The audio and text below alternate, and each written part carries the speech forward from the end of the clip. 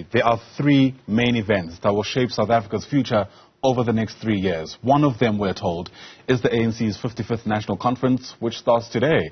This is according to a report by the Brenthurst Foundation titled Scenarios for South Africa, the Good, the Bad and the Ugly. It takes a look at how the country's political leadership will shape the future based on 4 possible scenarios. Let's unpack the report's findings with Research Director at the Foundation, Ray Hartley, who joins us now via our video link this morning. Ray, it's great to see you. Thanks so much indeed for speaking to Newzroom Afrika on this incredibly important day, given just how much of a role the ANC plays in this country. Before we delve into these scenarios as outlined by your report, most, if not all, forecasting models have controllables. So I wonder, as a start, if you could outline for us what kind of assumptions you had to make about the future before outlining the scenarios. Yeah, I think that we looked at, what are the most likely political routes that South Africa will take. And looking at the research, it seems to indicate that the ANC may come in probably just under 50% on the current trajectory, but possibly worse, possibly better, depending on what happens. We then looked at the constraints on the economy. So, the difficulties at attracting investment, the trouble with energy, which I think we're all very familiar with, and a whole lot of other factors that are limiting economic growth. We looked at the public service and the trajectory that is on, and I think there are a lot of quite big obstacles to public service reform.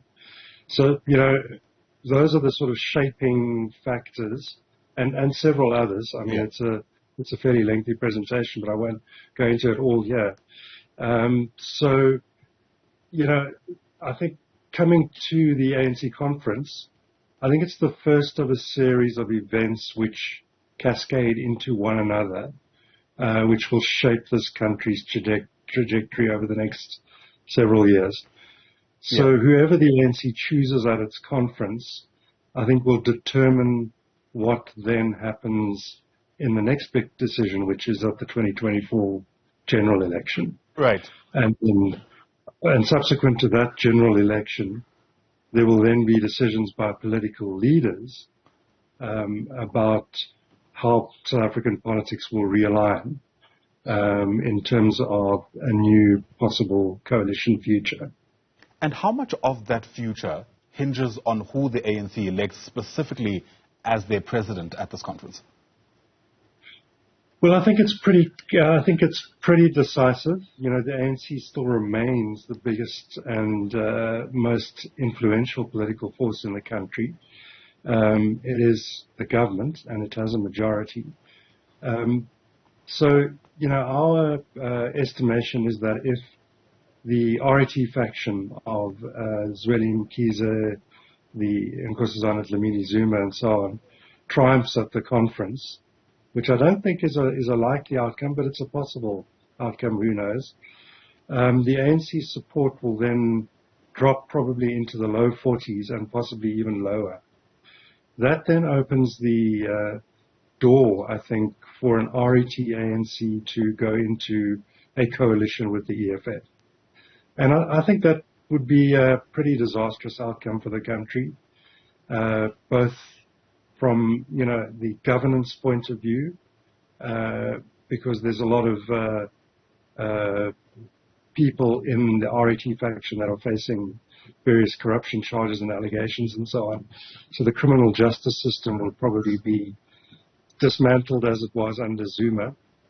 And then economically, I think, the plans for wholesale nationalization, will simply chase away investors, and our currency would go into freefall. So that's.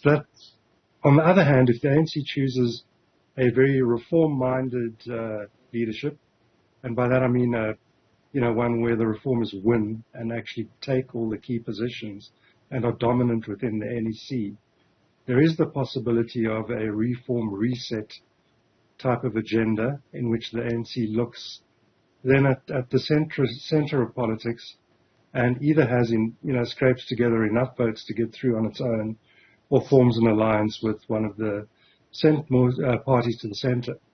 That, I think, then catapults us into a possible reform trajectory, and that would give us a pretty good outcome. Yeah. And I think that's our good scenario. Hmm. And then the final one really is that if there's a divided ANC and the top six is split between the various factions, then we are where we are now, which is just this steady, gradual decline, lack of decisiveness, and failure to make choices. Yeah. Briefly, Ray, if you can, to what extent would you say that this model has some kind of ideological principles that guide how you make sense of these different scenarios? Because, for instance, as you were speaking, I could imagine EFF supporters who don't see that party being in government as a bad scenario at all.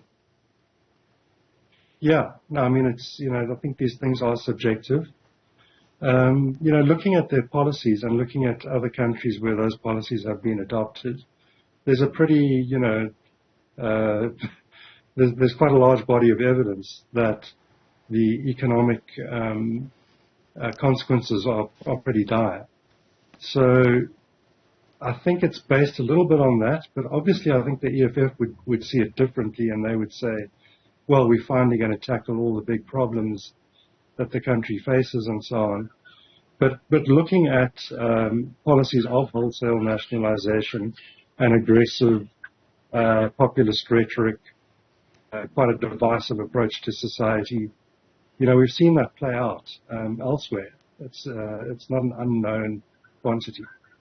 Right. Ray Hartley, thanks very much indeed for speaking to us. Ray's with the Brenthurst Foundation as we unpack some of these scenarios. For now, we appreciate your time. Thanks very much indeed once again.